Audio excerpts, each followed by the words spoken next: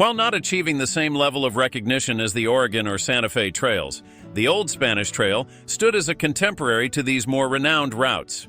However, it predominantly served as a trade route rather than an emigrant trail, given that its path proved too rugged for wagons. Woven together from segments of earlier routes used by both Native Americans and explorers, this extension of the Santa Fe Trail, stretching from Missouri to New Mexico, seamlessly linked Santa Fe with California. It played a pivotal role in shaping the development of the southern part of the state.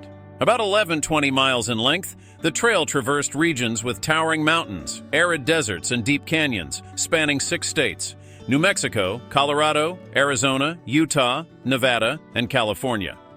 Regarded as one of the most challenging trade routes ever established in the United States, exploration of the trail began as early as 1776, yet it did not witness widespread use by pack trains until around 1830. In 1765, Juan Maria de Rivera explored the eastern regions of southwest Colorado and southeast Utah.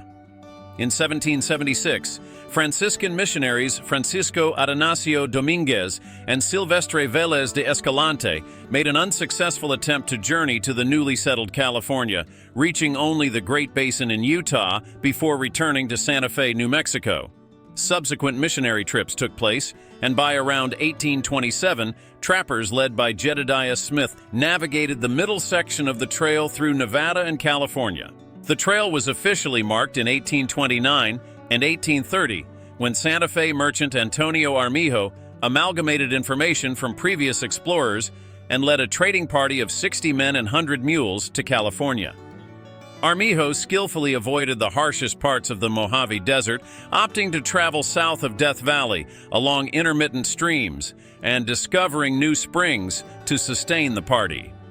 Although he successfully reached San Gabriel Mission in California with his group, they had to resort to mule meat in the final days of the trail. After engaging in trade with blankets and other goods, they returned to New Mexico, and Armijo was honored by being appointed the commander for the discovery of the route to California.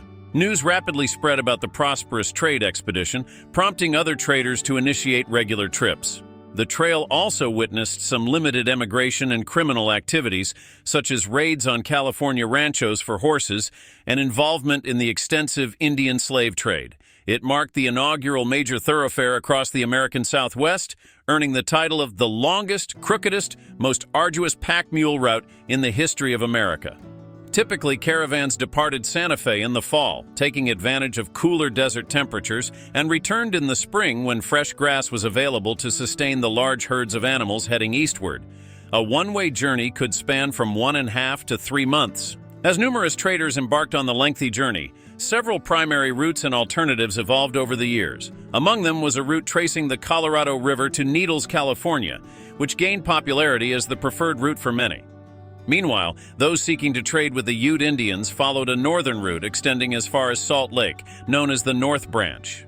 After approximately 15 years of use, John C. Fremont, renowned as the Great Pathfinder, traversed the route guided by Kit Carson in 1844.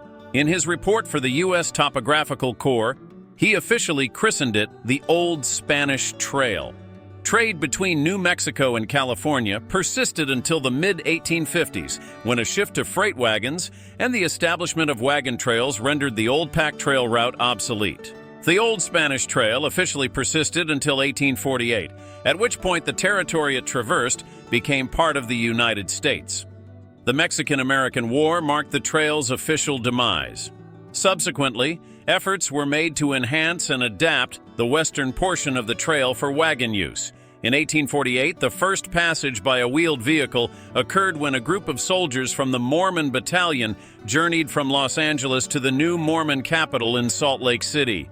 This road would later serve Mormons traveling between California and Utah, leading to its frequent reference as the Mormon or Salt Lake Trail. Sections of the old route remained in use by pack traders until the mid-1850s, after which improved roads were established, allowing for the use of freight wagons. Starting in the 1920s and intermittently continuing through the subsequent decades, different states and associations initiated efforts to designate and mark segments of the old trail.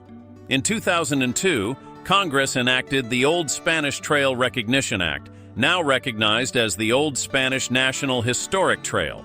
Starting in Santa Fe, this route curved northward through Colorado and Utah to bypass the deep river gorges of the Grand and Glen Canyons on the Colorado River. It then descended across western Utah to Las Vegas, Nevada. The trail traversed the Mojave Desert before reaching the San Gabriel Mission near Los Angeles. This challenging route crossed two deserts often marked by the remains of horses and mules that succumbed to thirst. Journeys were undertaken only in the winter when water was more likely to be available in the desert regions. Traders journeyed up the Rio Grande Valley from Santa Fe, then headed northwest through northern New Mexico, crossing the Continental Divide and reaching the San Juan River in Colorado. The route extended across Colorado, passing close to Mesa Verde and entering Utah east of Monticello. The trail then ventured north through challenging terrain to Spanish Valley near today's Moab, Utah.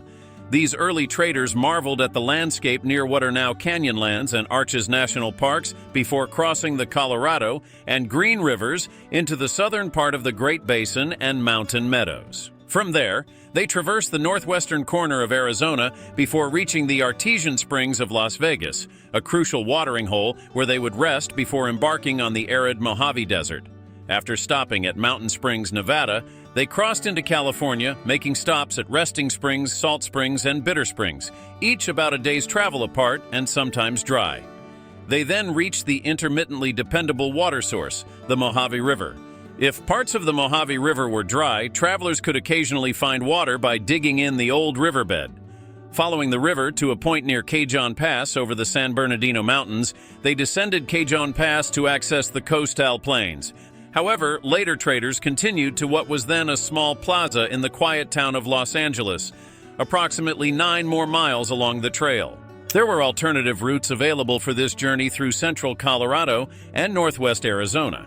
The original 1829 Armijo route took a more direct path across northern Arizona and southern Utah, passing near present-day Monument Valley, Navajo National Monument, Glen Canyon National Recreation Area, Grand Staircase Escalante National Monument, and Pipe Spring National Monument. Different paths were available for this journey, including routes through central Colorado and northwest Arizona.